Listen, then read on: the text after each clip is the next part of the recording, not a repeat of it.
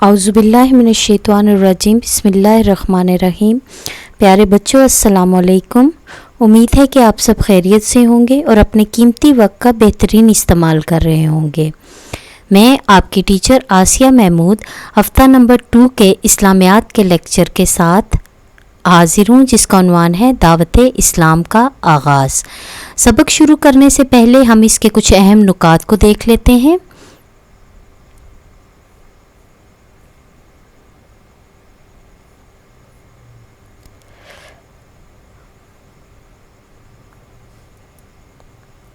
Number 1 है, इस सबक में हमें बताया गया है कि दूसरी वही में सूरतुल मुदस्सर की आयात नाजिल हुई। नंबर 2 पॉइंट है इसका, दावत इस्लाम का आगाज़ किया गया। नंबर 3, खुफिया तबलीग और आप सल्लल्लाहु अलैहि वसल्लम के इंतहाई करीबी लोगों का कबूल इस्लाम। जैसा कि आपको पता है कि जब मैंने पहले सबक में आपको बताया था कि पहली की वही के नज़ूल के वक्त हज़ूर सल्लल्लाहु अलैहि वसल्लम का घबराहट तारी होगी। घबराहट की वजह क्या थी कि उस वक्त अरब जहालत के अंधेरों में डूबा हुआ था और लोगों में बुतपरस्ती आम थी। इस मौके पर अल्लाह ताला का एक पैगाम उन लोगों जाहिल लोगों तक पहुंचाना एक बहुत बड़ा काम था। तो आप सल्लल्लाहु अलैहि वसल्लम ने जब इस दावत का आगाज़ किया तो अल्लाह के हुक्म से आप सल्लल्लाहु अलैहि वसल्लम ने पहले इसका की खुफिया तबलीग की। तो आप सल्लल्लाहु अलैहि वसल्लम के इंतहाई करीबी लोगों ने, जिनका आप सल्लल्लाहु अलैहि वसल्लम पर एतमाद था, इस्लाम कबूल कर लिया। नंबर 4 इसका है, तमाम अजीज़ो अकारब की दावत और इस्लाम की एलानिया दावत व तबलीग।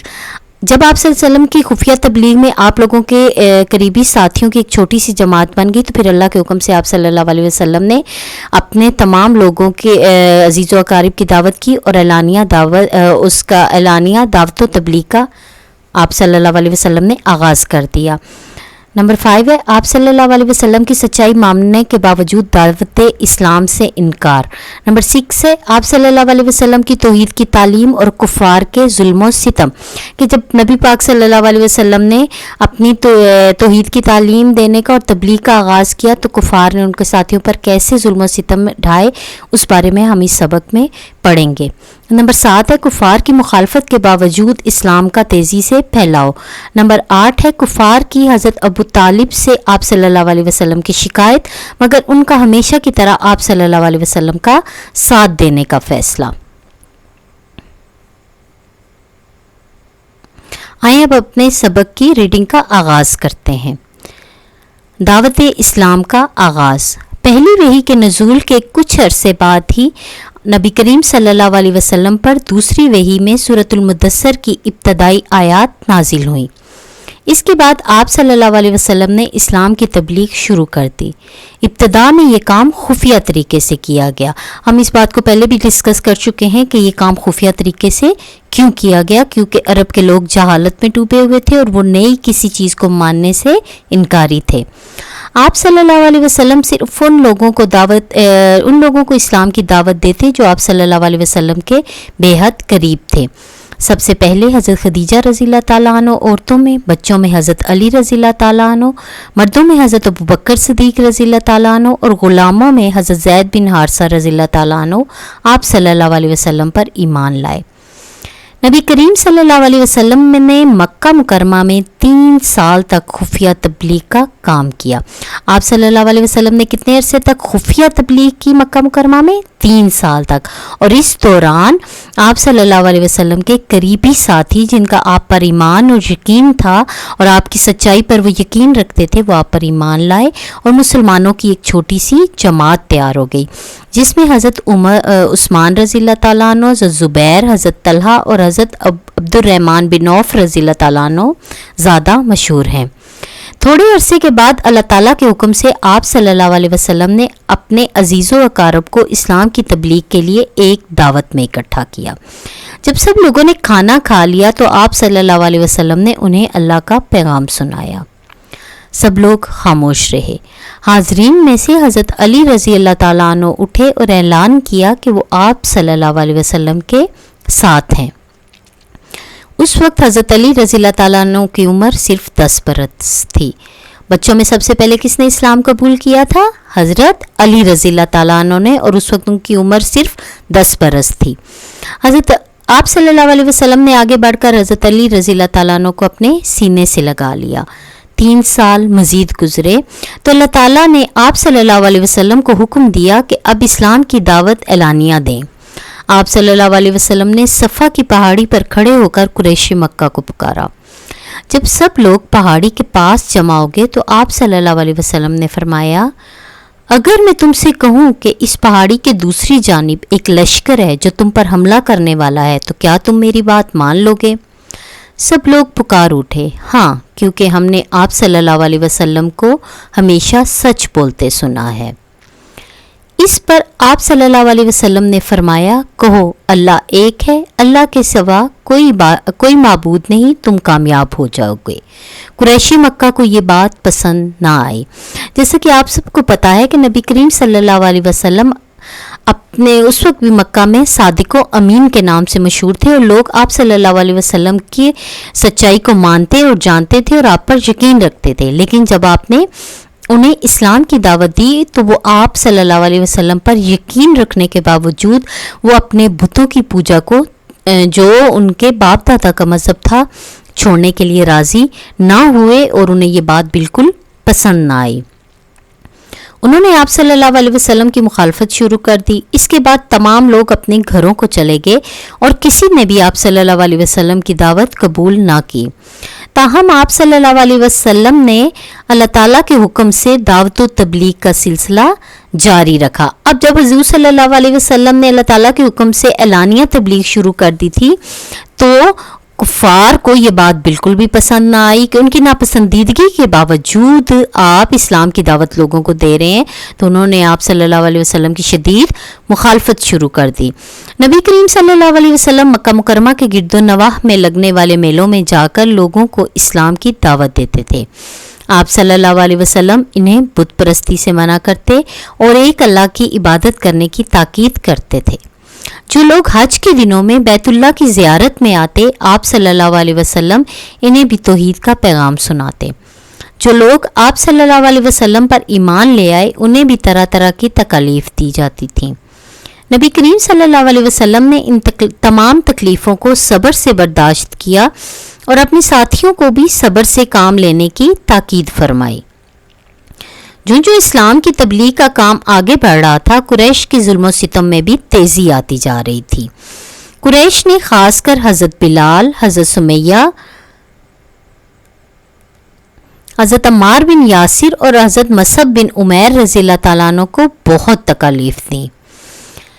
ان مشکلات کے باوجود آپ صلی اللہ علیہ وسلم لوگوں کو اسلام کی دعوت دیتے رہے اور مسلمانوں کی تعداد میں اضافہ ہوتا رہا۔ جب کفار مکہ نے دیکھا کہ ان کی تمام مخالفت اور ناپسندیدگی کے باوجود اسلام کی تبلیغ جاری ہے اور لوگ بہت تیزی سے اسلام قبول کر رہے ہیں، تو انہوں نے جو تھے حضرت بلال، حضرت سمیہ، حضرت عمار بن یاسر اور حضرت مصعب بن عمیر رضی اللہ تعالیٰ عنہ کو بہت زیادہ تکالیف دیں کہ تاکہ مسلمان عبرت حاصل کر سکیں اور اسلام کے قبول کرنے سے انکار کر دیں اور اسلام سے بدظن ہو جائیں۔ لیکن ان کی تمام کوششیں ناکام گئیں اور اسلام کا پھیلاؤ دن بدن بڑھتا گیا۔ جب کفار مکہ نے دیکھا کہ ان کی ہر طرح کی مخالفت کے باوجود اسلام کی دعوت پھیلتی جا رہی ہے اور لوگ مسلسل یہ دعوت قبول کر رہے ہیں، تو قریش کے سب سردار مل کر حضرت ابو طالب کے پاس گئے۔ انہوں نے حضرت ابو طالب سے شکایت کی کہ آپ کا بھتیجا ایک نیا دین لایا ہے، وہ ہمارے خداؤں کو جھوٹا کہتا ہے، تم اسے روکو کیونکہ ہم اپنے معبودوں کی توہین برداشت نہیں کر سکتے۔ اعلانیہ دعوت کے لیے اللہ تعالیٰ نے نبی کریم صلی اللہ علیہ وسلم کو حکم دیا، جس کا ترجمہ کچھ یوں ہے کہ آپ صلی اللہ علیہ وسلم کو حکم دیا جاتا ہے اسے بلند آواز سے بیان کریں اور مشرکین سے دور رہیں۔ یہاں پہ بیٹا دیکھو کہ جب اللہ تعالیٰ نے آپ صلی اللہ علیہ وسلم کو اعلانیہ دعوت کا حکم دیا تو اس کے ساتھ ہی آپ صلی اللہ علیہ وسلم کو اللہ تعالیٰ نے خبردار بھی کیا کہ مشرکین آپ کے دشمن بن جائیں گے، تو آپ نے ان کی سازشوں کا مقابلہ کرنا ہے اور ان سے دور رہنا ہے۔ قریشی مکہ کی طرف سے یہ لڑائی کی دھمکی تھی۔ حضرت ابو طالب نے حضرت محمد صلی اللہ علیہ وسلم کو اپنے پاس بلایا اور کہا کہ قریش کے سردار یہ چاہتے ہیں کہ ان کے بتوں اور دین کو جھوٹا نہ کہا جائے اور آپ اپنے نئے دین کی تبلیغ نہ کریں۔ نبی کریم صلی اللہ علیہ وسلم نے یہ باتیں سن کر فرمایا، اللہ کی قسم، اگر وہ میرے دائیں ہاتھ پر سورج اور بائیں ہاتھ پر چاند رکھ دیں اور مطالبہ کریں کہ اس کام کو چھوڑ دوں، تب بھی میں یہ کام نہ چھوڑوں گا، یہاں تک کہ اللہ تعالیٰ اس دین کو غالب کر دے یا میں اس راہ میں اپنی جان دے دوں۔ بیٹا یہ دیکھو، یہ ہے ہمارے نبی پاک صلی اللہ علیہ وسلم اور ان کی اللہ تعالیٰ سے محبت، کہ انہوں نے کہا کہ مجھے جو اللہ نے پیغام دیا ہے یہ مجھے 1000 طرح کی تکالیف دیتے رہے، میں اپنے کام کی تبلیغ کسی صورت بھی نہیں چھوڑوں گا، یا تو اللہ تعالیٰ اس دین کو غالب کر دے گا یا اس راہ میں اپنی جان قربان کر دوں گا، مگر میں تبلیغ کے راستے سے نہیں ہٹوں گا۔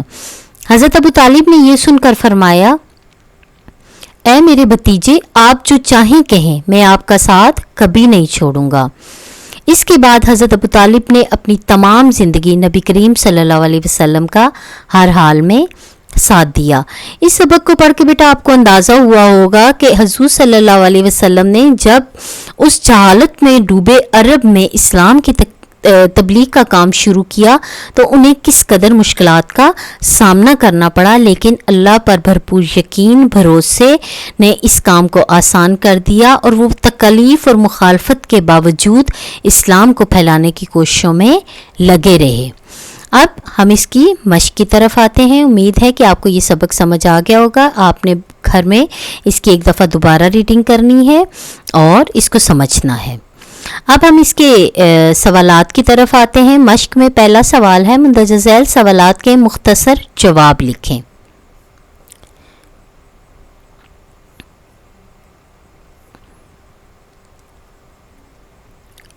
پہلا سوال ہے، نبی کریم صلی اللہ علیہ وسلم نے رشتہ داروں کو دعوت پر کیوں بلایا؟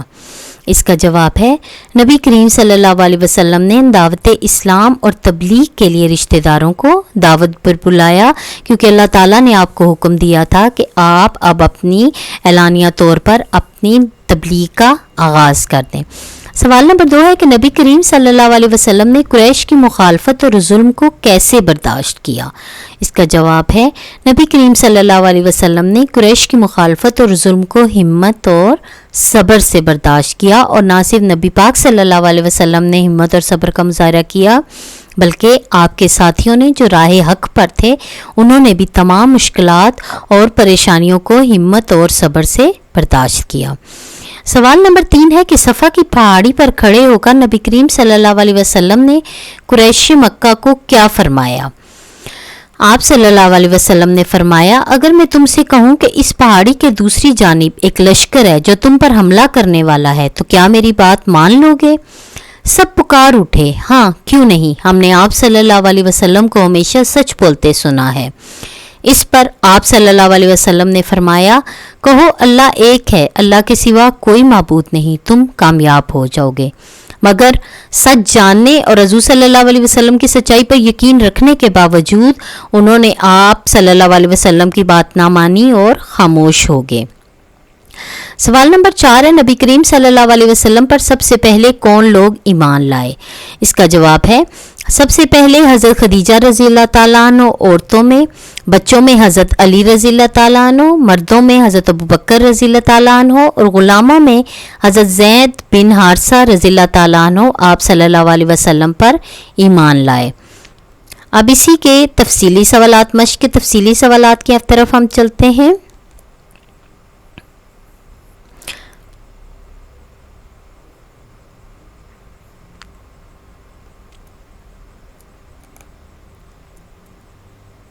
اس کا سوال نمبر 1 ہے کہ نبی کریم صلی اللہ علیہ وسلم نے قریش مکہ کو پہلی مرتبہ کس طرح دعوت دی؟ جواب ہے، آپ صلی اللہ علیہ وسلم نے دعوت اسلام کا آغاز خفیہ تبلیغ سے کیا، مگر تھوڑے عرصے کے بعد اللہ تعالیٰ کے حکم سے آپ صلی اللہ علیہ وسلم نے اپنے عزیزوں یا قارب کو اسلام کی تبلیغ کے لیے ایک دعوت میں اکٹھا کیا۔ جب سب لوگوں نے کھانا کھا لیا تو آپ صلی اللہ علیہ وسلم نے انہیں اللہ کا پیغام سنایا۔ سب لوگ خاموش رہے۔ حاضرین میں سے حضرت علی رضی اللہ تعالیٰ عنہ اٹھے اور اعلان کیا کہ وہ آپ صلی اللہ علیہ وسلم کے ساتھ ہیں۔ اس وقت حضرت علی رضی اللہ تعالیٰ عنہ کی عمر صرف 10 برس تھی، اور بچوں میں سب سے پہلے اسلام قبول کرنے والے کون تھے؟ حضرت علی رضی اللہ تعالیٰ عنہ۔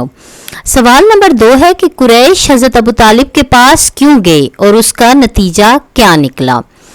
جواب، جب ہر طرح کی مخالفت کے باوجود اسلام تیزی سے پھیلنے لگا تو قریش کے سب سردار مل کر حضرت ابو طالب کے پاس گئے اور ان سے شکایت کی کہ آپ کا بھتیجا ایک نیا دین لایا ہے، وہ ہمارے خداؤں کو جھوٹا کہتا ہے، تم اس سے روکو کیونکہ ہم اپنے معبودوں کی توہین برداشت نہیں کر سکتے۔ قریشی مکہ کی طرف سے یہ لڑائی کی دھمکی تھی۔ حضرت ابو طالب نے حضرت محمد صلی اللہ علیہ وسلم کو اپنے پاس بلایا اور انہیں اس بارے میں بتایا۔ نبی کریم صلی اللہ علیہ وسلم نے یہ باتیں سن کر فرمایا، اللہ کی قسم اگر وہ میرے دائیں ہاتھ پر سورج اور بائیں ہاتھ پر چاند رکھ دیں اور مطالبہ کریں کہ اس کام کو چھوڑ دوں، تب بھی میں یہ کام نہیں چھوڑوں گا، یہاں تک کہ اللہ تعالیٰ اس دین کو غالب کر دے یا میں اس راہ میں اپنی جان دے دوں۔ آپ صلی اللہ علیہ وسلم کی یہ بات سن کر حضرت ابو طالب نے فرمایا، اے میرے بھتیجے، آپ جو چاہیں کہیں، میں آپ کا ساتھ کبھی نہیں چھوڑوں گا۔ اس کے بعد حضرت ابو طالب نے اپنی تمام زندگی میں نبی کریم صلی اللہ علیہ وسلم کا ہر حال میں ساتھ دیا۔ اب نیکسٹ ہم اس کی خالی جگہ پر کی طرف آتے ہیں۔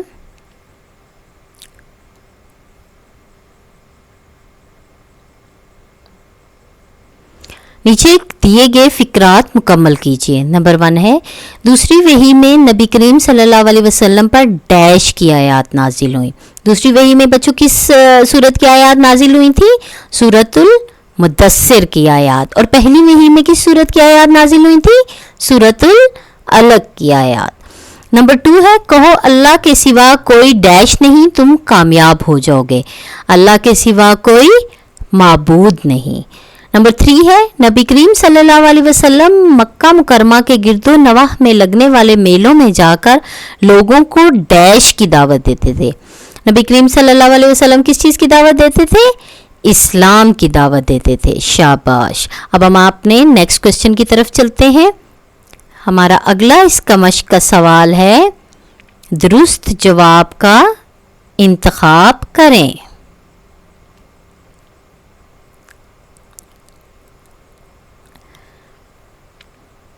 اس میں آپ کو 4 آپشنز دیے ہوئے ہیں اور اس میں سے آپ نے درست جواب کا انتخاب کرنا ہے۔ پہلا اس میں ہے اسٹیٹمنٹ، نبی کریم صلی اللہ علیہ وسلم نے مکہ مکرمہ میں خفیہ تبلیغ کا کام کیا۔ پہلا آپشن ہے 2 سال، دوسرا 3 سال، تیسرا 4 سال، چوتھا ہے 5 سال۔ تو خفیہ تبلیغ کا کام کتنے عرصے تک نبی پاک صلی اللہ علیہ وسلم نے کیا تھا؟ 3 سال تک۔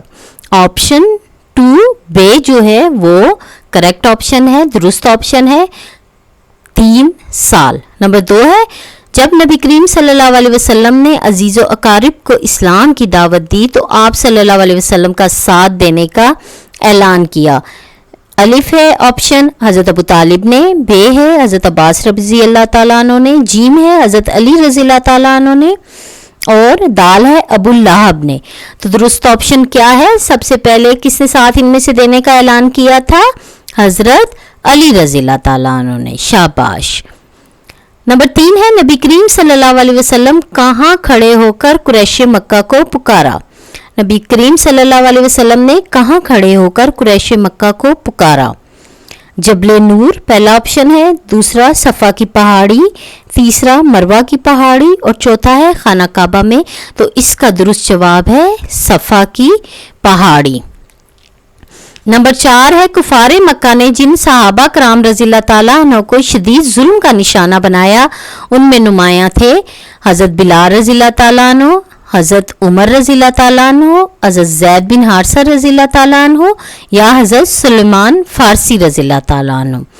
تو اس کا درست جواب ہے حضرت بلال رضی اللہ تعالیٰ عنہ وہ تھے جن کو قریش نے اپنے شدید ظلم و ستم کا نشانہ بنایا. ان کو تپتی ریت پر لٹا دیا جاتا تھا، مگر انہوں نے اللہ کی خاطر اسلام کو نہ چھوڑا اور ہمیشہ اللہ کی وحدانیت کا اقرار کیا. اب اس کے نیکسٹ کوشچن کی طرف آتے ہیں. مشق کے ہمارے درست بیانات کے سامنے ٹک کا جبکہ غلط بیان کے سامنے کراس کا نشان لگائیں. نمبر 1 ہے دوسری وحی سورۃ المدثر کی آخری آیات تھیں. یہ درست ہے کہ غلط ہے؟ پہلی وحی تو سورۃ العلق تھی، دوسری وحی سورۃ المدثر تھی. اب جناب بتائیں کہ یہ پہلی آیات تھی سورۃ المدثر کی دوسری وحی میں جو نازل کی گئی یا آخری آیات تھیں؟ تو یہ آپشن، یہ جو سٹیٹمنٹ ہے وہ غلط ہے، کیونکہ دوسری وحی میں سورۃ المدثر کی پہلی آیات نازل کی گئیں. اس میں باکس میں آپ نے کراس لگانا ہے. نمبر 2 ہے خفیہ تبلیغ سے مسلمانوں کی ایک چھوٹی سی جماعت تیار ہو گئی. جب آپ صلی اللہ علیہ وسلم نے خفیہ تبلیغ کا آغاز کیا تھا تو آپ کے قریبی رشتہ داروں اور دوستوں میں سے مسلمانوں کی ایک چھوٹی سی جماعت تیار ہو گئی تھی. تو یہ درست ہے، ٹک کا نشان لگانا ہے. نمبر 3 ہے نبی کریم صلی اللہ علیہ وسلم لوگوں کو بت پرستی سے منع کرتے تھے. یہ بھی درست جواب ہے، کیونکہ وہ آپ کو اللہ تعالیٰ کے ایک ہونے کی اور اسلام کی دعوت دیتے تھے. نمبر 4 ہے حضرت عمر رضی اللہ تعالیٰ عنہ نے فرمایا کہ آپ صلی اللہ علیہ وسلم کے ساتھ ہے. یہ درست آپشن ہے کہ غلط ہے؟ کون تھے جنہوں نے سب سے پہلے دعوت میں جب آپ نے اپنے عزیز و اقارب کی دعوت کی تو کھڑے ہو کر کہا کہ وہ آپ صلی اللہ علیہ وسلم کے ساتھ ہے؟ جی، وہ تھے حضرت علی رضی اللہ تعالیٰ عنہ. تو یہ آپشن ہمارا رانگ ہے، آپ نے کراس کا نشان باکس میں لگانا ہے. بیٹا اگلا سوال ہے کالم الف کو کالم بے سے ملائیے. کالم الف میں جو الفاظ دیے گئے ہیں ان کا جواب آپ نے کالم بے میں ڈھونڈ کر ان کو ملانا ہے. حج، کہاں کا ہم حج کرتے ہیں؟ بیت اللہ کا. کوئی صفحہ پر کیا دیا گیا تھا؟ دعوت عام. دعوت عام سے کیا مراد ہے کہ ہر شخص کو اعلانیہ دعوت اسلام دی گئی تھی، تبلیغ کی گئی تھی. یہاں سے آپ نے اعلانیہ تبلیغ کا آغاز کیا تھا. رشتہ دار، دعوت خاص. اس کا کیا مطلب ہے کہ جب آپ صلی اللہ علیہ وسلم نے شروع میں اسلام کی تبلیغ کا آغاز کیا تو انہوں نے اپنے رشتہ داروں کو ایک دعوت پہ بلایا تھا، اس میں وہ دعوت خاص تھی. قریش کے مظالم حضرت عمار بن یاسر رضی اللہ تعالیٰ عنہ.